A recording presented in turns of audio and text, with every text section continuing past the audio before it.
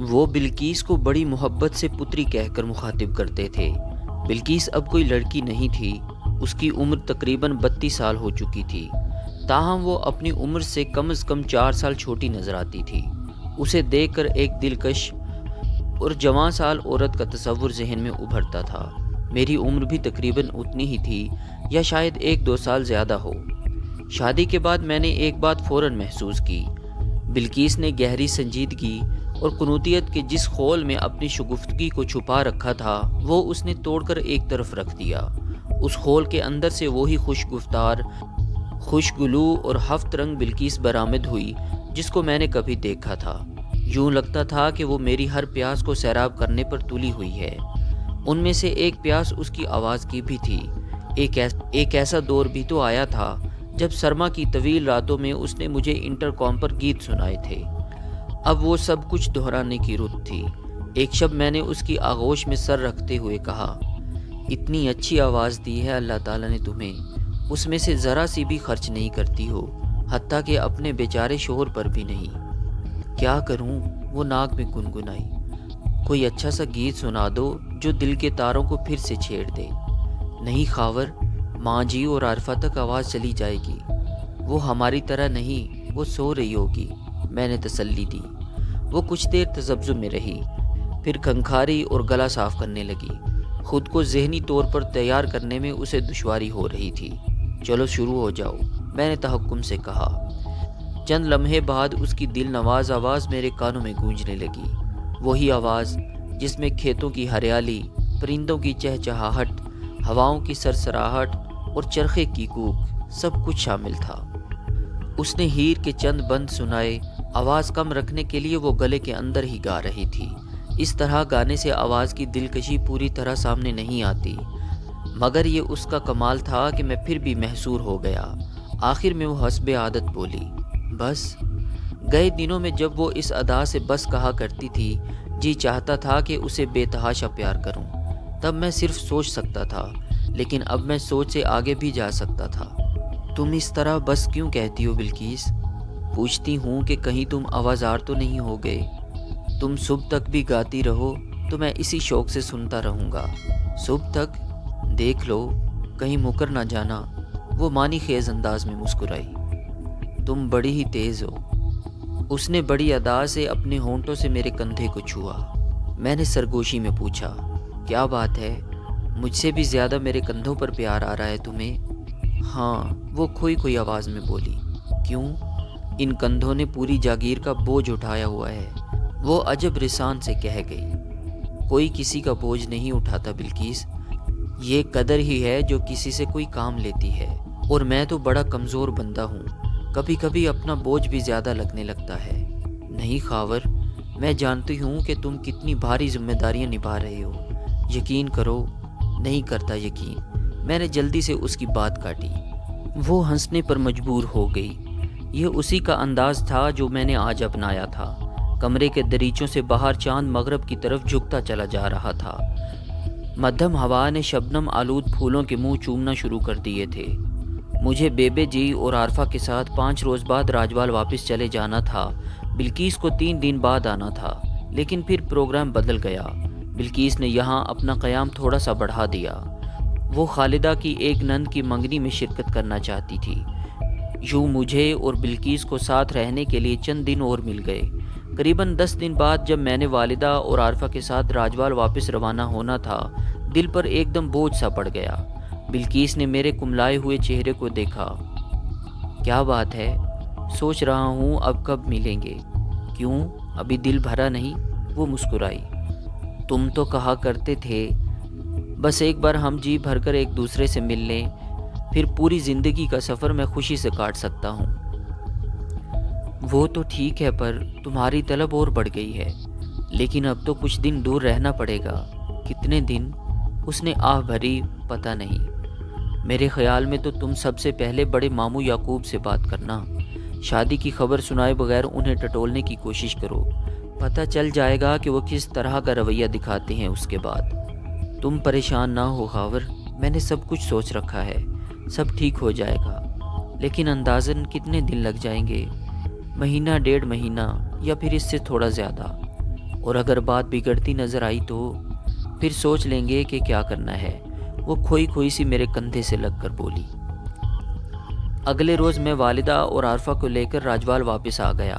بلقیس کی واپسی 3 روز بعد ہوئی۔ ہم روانہ بھی اسی وقفے سے ہوئے تھے۔ بلقیس کو رونق علی لے کر آیا، ساتھ محافظوں کا دستہ تھا۔ آج کل ایس پی امتیاز کی طرف سے حویلی کو پولیس گارڈ بھی ملے ہوئے تھے۔ بلقیس نے مجھے مکمل طور پر خاموش رہنے کو کہا تھا۔ میں خاموش رہا اور وقت کا انتظار کرتا رہا۔ ہم حویلی کے مہمان خانے میں قیام پذیر تھے، لیکن ایک ہی 4 دیواری میں ہوتے ہوئے بالکل اجنبیوں کی طرح تھے۔ ملاقات بھی نہیں تھی۔ مجھے لگتا تھا کہ یہ طوفان سے پہلے کی خاموشی ہے، یا شاید یہ میرا وہم تھا۔ بہرحال میں اپنے طور پر منصوبہ بندی بھی کر رہا تھا۔ مجھے اچھی طرح معلوم تھا کہ اگر مقامی چودھریوں کی طرف سے اس شادی پر شدید رد عمل ظاہر ہوا تو یہ جاگیر کے عام لوگ ہی ہیں جو میری حمایت میں آواز اٹھائیں گے۔ وہ کہاں تک میرا ساتھ دے پائیں گے، یہ ایک علیحدہ بات تھی۔ انجانے اندیشے ہر وقت میرے ذہن میں کلبلا رہے تھے۔ بیبے جی اور عارفہ بھی فکر مند رہتی تھیں۔ تیمور، رونق اور میں اکثر اس معاملے میں صلاح مشورہ کرتے تھے۔ اسی طرح تقریباً 1.5 مہینہ گزرا اور پھر میری زندگی کا اہم ترین واقعہ ہوا۔ وہ اپریل کی 20 تاریخ تھی۔ صبح 9 بجے کا وقت تھا۔ یہ سب کچھ میری ڈائری میں درج تھا۔ ایک ملازمہ حویلی کے اس پورشن میں آئی جہاں ہم رہ رہے تھے۔ اس نے بیبے جی سے پوچھا کہ بیگم جی ادھر تو نہیں آئیں؟ بیبے جی نے نفی میں سر ہلایا۔ ملازمہ پریشان تھی۔ اس نے بتایا، بیگم جی اپنے کمرے میں نہیں ہیں، آلے دوالے بھی نہیں ہیں، انہیں کسی نے حویلی سے نکلتے ہوئے بھی نہیں دیکھا۔ ایک دم ہلچل سی مچ گئی۔ ملازمین بھاگ دوڑ کرتے نظر آئے۔ میں نے چودھری یعقوب اور چودھری جمشید کو پریشانی کے عالم میں بڑے گیٹ کی طرف جاتے دیکھا۔ یہی وقت تھا جب عارفہ کچھ پریشان سی میرے پاس آئی۔ وہ 2-3 دن سے بچے سمیت بلقیس کی طرف تھی اور وہیں سو رہی تھی۔ کیا بات ہے؟ میں نے پوچھا۔ یہ لفافہ میرے تکیے پر رکھا ہوا تھا، لگتا ہے کہ آپا بلقیس نے رکھا ہے۔ لفافہ بند تھا، اوپر لکھا تھا شاہ خاور کے لیے۔ میں نے کانپتے ہاتھوں سے لفافہ کھولا۔ اندر چند صفحات پر مشتمل ایک خط تھا۔ میں دیکھتے ہی جان گیا کہ یہ بلقیس کی تحریر ہے۔ میں وہیں کھڑے کھڑے پڑھنے لگا۔ میں جوں جوں پڑھتا گیا میرے ارد گرد دھند سی پھیلتی گئی۔ مجھے اپنے ارد گرد کی اشیاء گھومتی اور چکراتی ہوئی محسوس ہوئیں۔ مجھے لگا کہ میں لڑکھڑا جاؤں گا۔ میں چارپائی پر بیٹھ گیا۔ نظریں بدستور بلقیس کے خط پر تھیں۔ مضمون کچھ اس طرح تھا: خاور، ان سطروں کو حوصلے سے پڑھنا اور ٹھنڈے دل و دماغ سے سوچنا۔ مجھے امید ہے کہ جب تم ٹھنڈے دل و دماغ سے سوچو گے تو تمہیں اندازہ ہو جائے گا کہ میں نے جو کیا غلط نہیں کیا۔ خاور، مجھے پتا ہے کہ تم نے پچھلے 1.5-2 مہینے سخت انتظار میں گزارے ہیں۔ تم چاہتے تھے کہ ہماری شادی کا جلد از جلد اعلان ہو اور ہم عام میاں بیوی کی طرح اکٹھے رہ سکیں۔ تمہارا خیال ہے کہ میں اپنے طور پر اپنے بڑوں کو منانے کی کوشش کر رہی ہوں۔ شاید تمہیں یہ سن کر افسوس ہو کہ میں نے ایسی کوئی کوشش کی ہی نہیں۔ مجھے پہلے دن سے پتا تھا کہ ایسا نہیں ہونا اور نہ ہو سکتا ہے۔ خاور، اپنے خاندان کے بارے میں جتنا میں جانتی ہوں تم نہیں جان سکتے۔ بہت سی باتوں کا تمہیں پتہ ہوگا، لیکن بہت سی باتوں کا نہیں پتہ ہوگا۔ یہ بڑے ضدی اور ہٹ دھرم لوگ ہیں خاور۔ انہیں تمہاری اور میری شادی کسی طور قبول ہو ہی نہیں سکتی تھی۔ ان کے سینوں پر تو اس وجہ سے سانپ لوٹتے رہتے ہیں کہ تم حویلی کے مہمان خانے میں رہتے ہو۔ یہ ایسی باتیں کرتے ہیں جو میں تم تک پہنچانا نہیں چاہتی، کیونکہ اس سے دل دکھنے کے سوا اور کچھ نہیں ہوگا۔ 2.5-3 ماہ پہلے جب تم نے مجھ سے جاگیر چھوڑنے کی بات کی تھی تو میرے سر پر جیسے پہاڑ ٹوٹا تھا۔ میں مسلسل سوچتی رہی۔ میرے سامنے 3 راستے تھے۔ پہلا یہ کہ میں تمہاری بات نہ مانوں۔ اگر میں نہ مانتی تو مجھے پتا تھا کہ تم نے چلے جانا تھا، کبھی مڑ کر بھی نہیں دیکھنا تھا۔ بے شک اپنے طور پر تم بڑے مضبوط انتظام کر کے جا رہے تھے، لیکن مجھے یقین تھا کہ یہ سب کچھ چند مہینوں یا 1-8 سال کے اندر ختم ہو جائے گا۔ یہ سب کچھ تمہارے بغیر چل ہی نہیں سکتا تھا۔ دوسرا راستہ یہ تھا کہ میں تمہاری بات مان لوں، ہم دونوں شادی کر لیں۔ یقین کرو خاور، تمہارے ساتھ کا خیال میرے لیے اتنا پیارا ہے کہ مجھ جیسی ان پڑھ اسے لفظوں میں بتا نہیں سکتی۔ تمہارے ساتھ کے چند منٹوں کے لیے میں اپنی پوری حیاتی قربان کر سکتی ہوں۔ پر میں جانتی تھی کہ یہ شادی کیا طوفان مچائے گی، اور طوفان ہی نہیں مچنا تھا، میرے ساتھ ساتھ تمہاری زندگی بھی سخت خطرے میں آ جانی تھی۔ ایک تو میری دوسری شادی، اور وہ بھی برادری سے باہر، یہ کسی کو قبول نہیں ہونی تھی۔ اس بارے میں والد جی نے جو کہا تھا بالکل ٹھیک کہا تھا۔ تیسرا راستہ میرے پاس یہ تھا کہ میں ہی چپ چاپ کہیں کنارہ کر لوں، سب کچھ چھوڑ کر چلی جاؤں اور جاتے جاتے تمہیں یہاں رہنے کا پابند کر جاؤں۔ میں نے سوچا جب میں تمہیں آس پاس نظر ہی نہیں آؤں گی تو پھر تمہارا دل بھی نہیں دکھے گا، پاس رہتے ہوئے بھی دور رہنے کا خیال تمہیں تکلیف نہیں پہنچائے گا، اور آخر میں نے یہی تیسرا راستہ اختیار کرنے کا فیصلہ کیا۔ لیکن جب میں نے ذرا گہرائی میں جا کر سوچا تو مجھے لگا کہ میں تم سے اس طرح اچانک منہ موڑ کر تو جا بھی نہیں سکتی۔ اگر چلی گئی تو ساری زندگی تم کو نہ ملنے کا دکھ دیتی رہوں گی اور خود کو بھی کوستی رہوں گی۔ مجھے لگا کہ میں کئی سال سے تمہاری ڈالی ہوئی زنجیروں میں جکڑی ہوئی ہوں، جب تک تم خود ان زنجیروں کو ڈھیلا نہیں کرو گے میں یہاں سے ہل بھی نہیں سکوں گی۔ آخر میں نے فیصلہ کیا جو پہلے ماموں رونق کے اور پھر تمہارے سامنے آیا۔ بعد میں میں نے اپنے طریقے سے خالدہ اور سلیم وغیرہ کو بھی اس فیصلے کے بارے میں بتایا۔ میں یہ نہیں کہتی کہ میرا یہ فیصلہ بالکل صحیح ہے، اس میں کئی غلطیاں بھی ہوں گی، بلکہ غلطیاں ہیں، لیکن خاور اگر تمہیں میری کچھ اچھی باتیں یاد ہیں تو خدا کے لیے ان باتوں کے صدقے میری یہ غلطیاں معاف کر دینا۔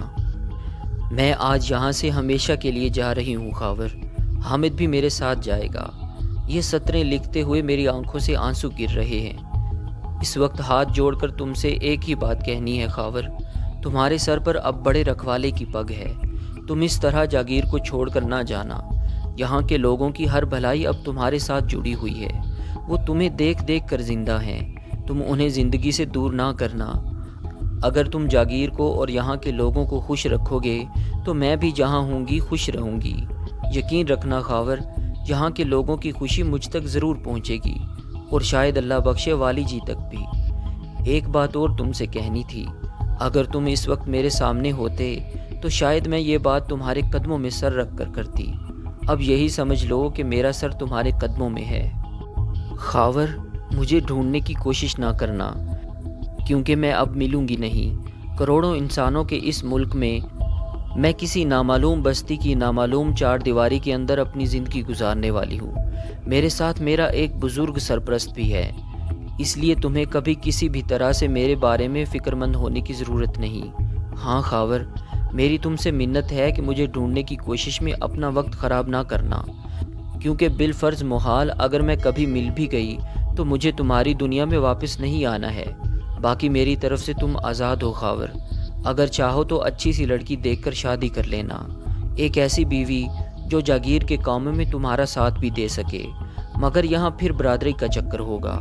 کوشش کرنا کہ اس بار لڑکی تمہاری اپنی برادری کی ہو۔ اللہ بخشے بھائیا عزیز والی زمین میں اس کے وارثوں کو واپس کر رہی ہوں، یہ انہی کا حق ہے۔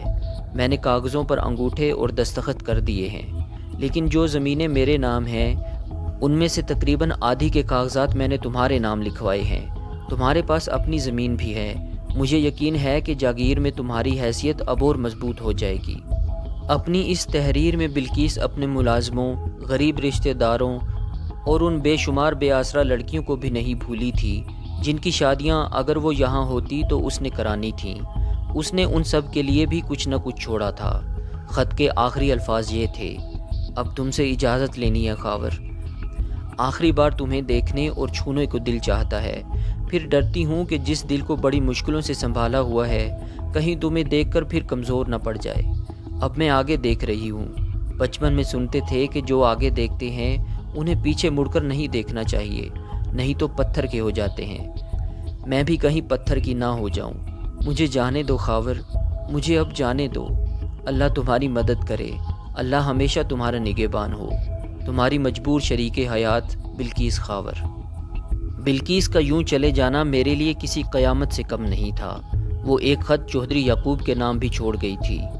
اس خط کے سارے مندرجات تو مجھے معلوم نہ ہو سکے، تاہم اس خط میں اس نے اپنے لواحقین سے باہمی اتفاق اور اتحاد برقرار رکھنے کی التجا کی تھی۔ اس کے علاوہ جاگیر کے انتظامی کاموں کے حوالے سے باتیں لکھی تھی۔ اس نے لکھا تھا کہ وہ اپنی مرضی سے یہ سب کچھ چھوڑ کر جا رہی ہے اور اپنے اس فیصلے سے بہت مطمئن ہے۔ بلقیس نے بہت اصرار کے ساتھ مجھے لکھا تھا کہ میں اسے تلاش نہ کروں، لیکن میرے لیے ایسا کرنا ممکن ہی نہیں تھا۔ میں نے اگلے تقریباً 4 ماہ میں سر توڑ کوششیں کی۔ جہاں جہاں اس کا کھوج مل سکتا تھا میں وہاں پہنچا، جہاں خود نہ جا سکا وہاں ہر کارے دوڑائے۔ نصر اللہ کا تو ڈیوٹی پر رہنا ضروری تھا، مگر میرے باقی ساتھی رونق علی، تیمور، شبیر اور فیاض میواتی وغیرہ دن رات تلاش کے کام میں مصروف تھے۔